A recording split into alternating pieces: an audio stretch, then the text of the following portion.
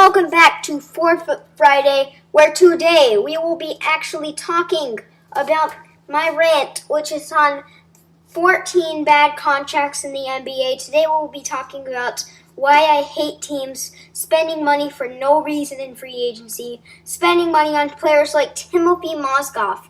You shouldn't be spending over $50 million for these types of players, and for 4-year deals too. It's not just a 1-year deal.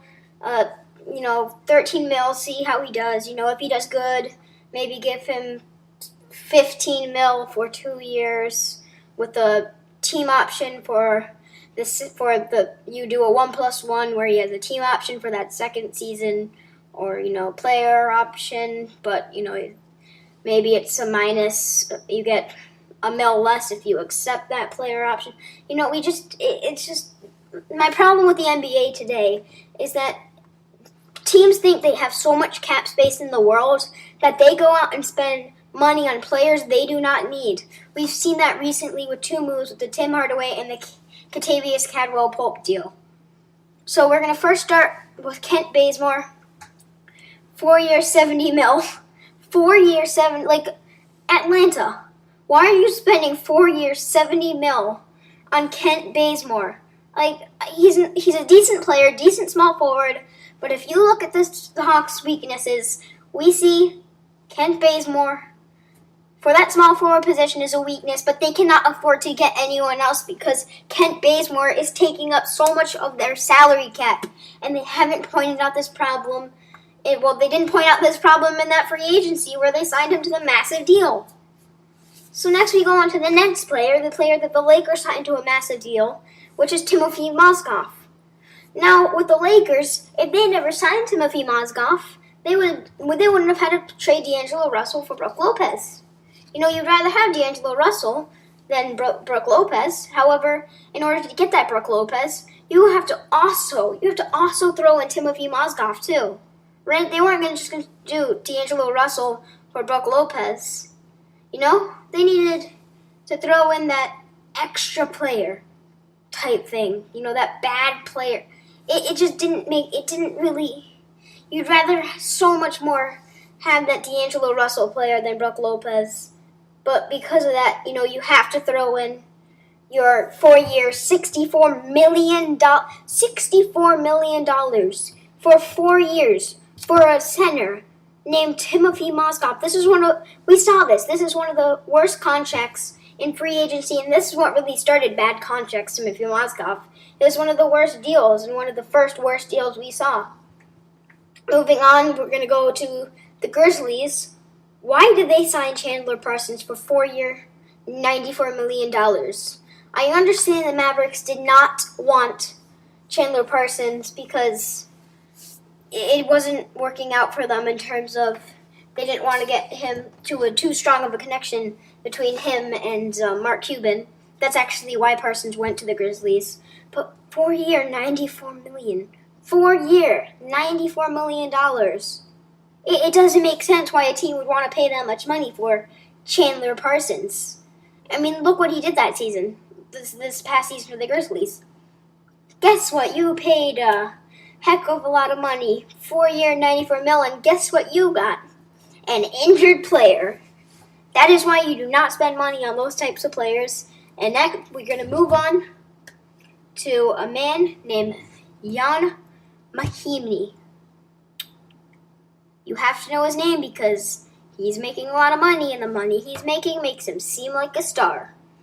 4-year, $64 million, just like Timothy Mozgov. 4-year, $64 million, just like Timothy Mozgov. 4 years, $64 million. 4-year, $64 million.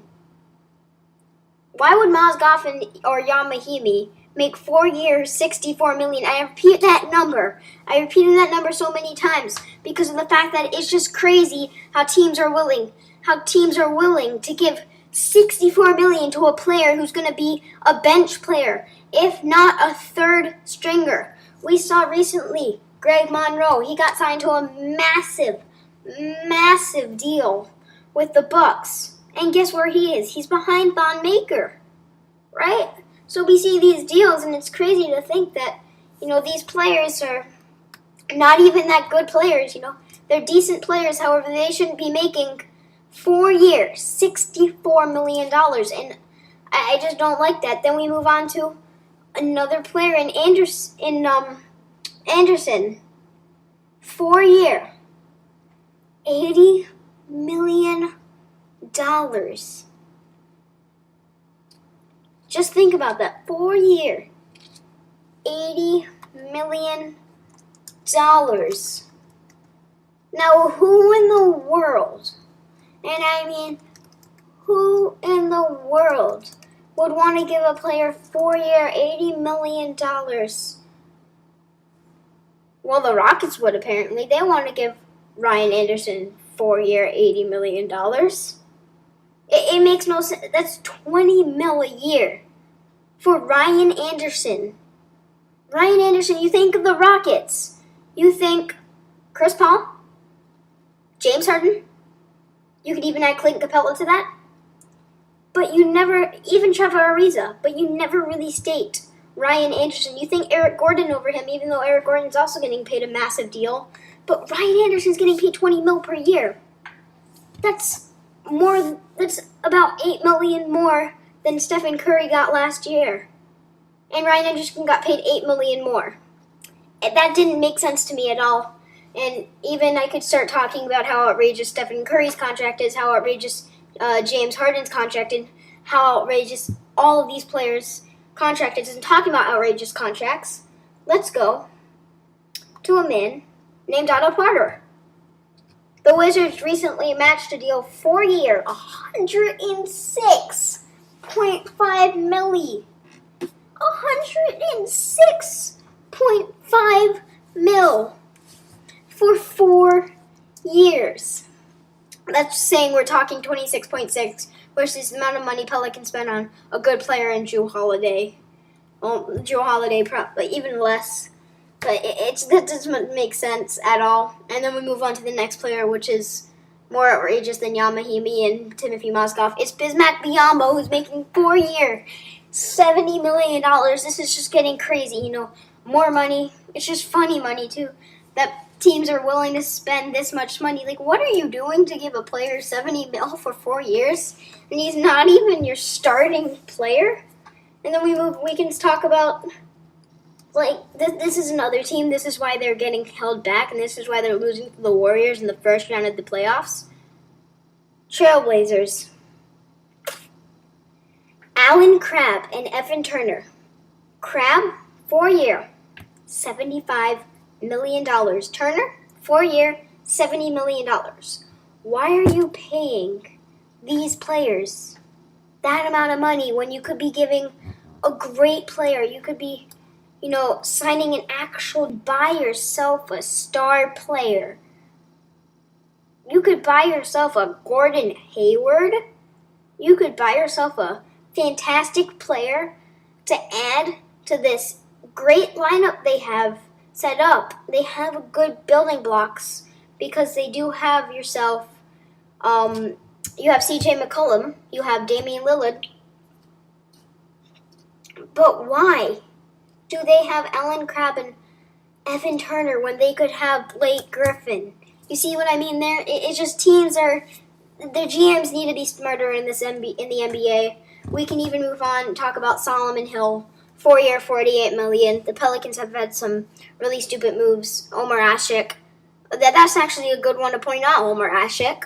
He's not even on my list for who I want to talk about. However, he's making massive amount of money, and he's behind Anthony Davis, DeMarcus Cousins, and you could even add Alexis Ajinka to that.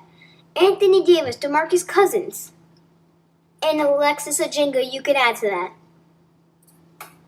It doesn't make sense when you have a player or two coming up named Cheikh Diallo, who in my recent video, Top 5 Summer League, it actually came out today probably is going to come out before this video, my Top 5 Summer League surprise players. And one of them was Cheikh Diallo. He could grow into a great backup for this, maybe behind DeMarcus Cousins or behind Anthony Davis. But why? Pelicans, are you spending money on Solomon Hill? And why are you spending money on Omer Asik? It doesn't make, it's just so much massive contrast in this NBA And then the Knicks. The New York Knicks are in a hole, and we've known that, but they recently we didn't think they could. They got into more of a hole this free agency. 1, they didn't trade Carmelo, but 2, they signed another player.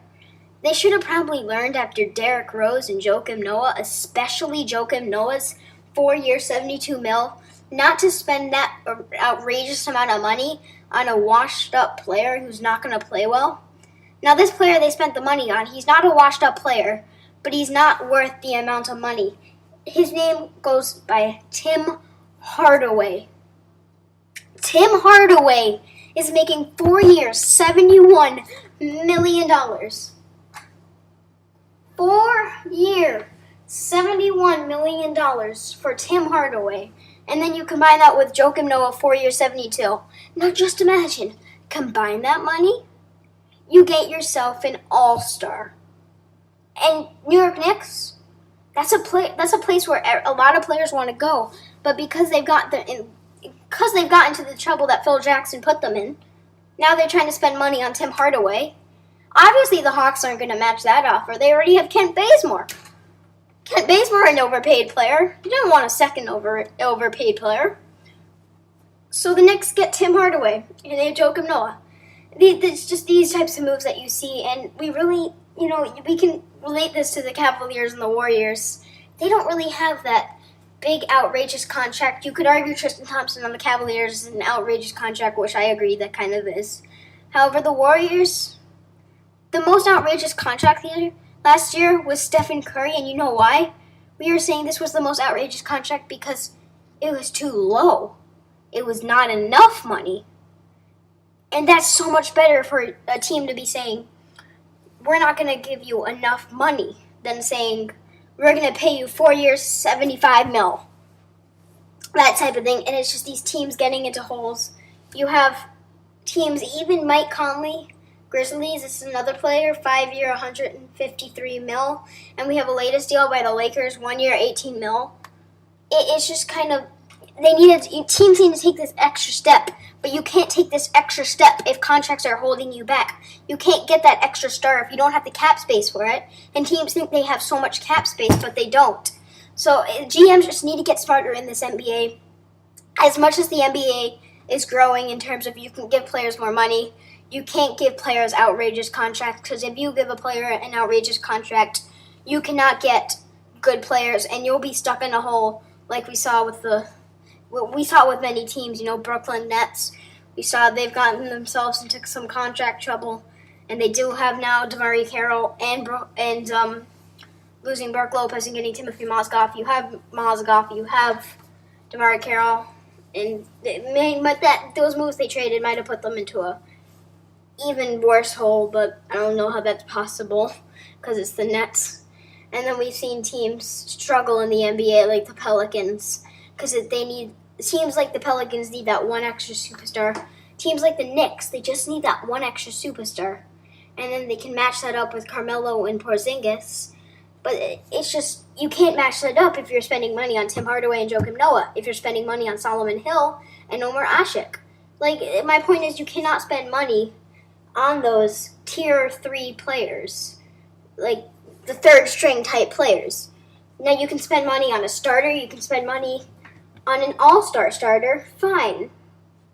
And even Mike Conley, I had him on this list, however, it's not as outrageous with his salary cap rising because they needed to keep him with that 5-year, $153 million. However, you're spending money on Timothy Mozgov.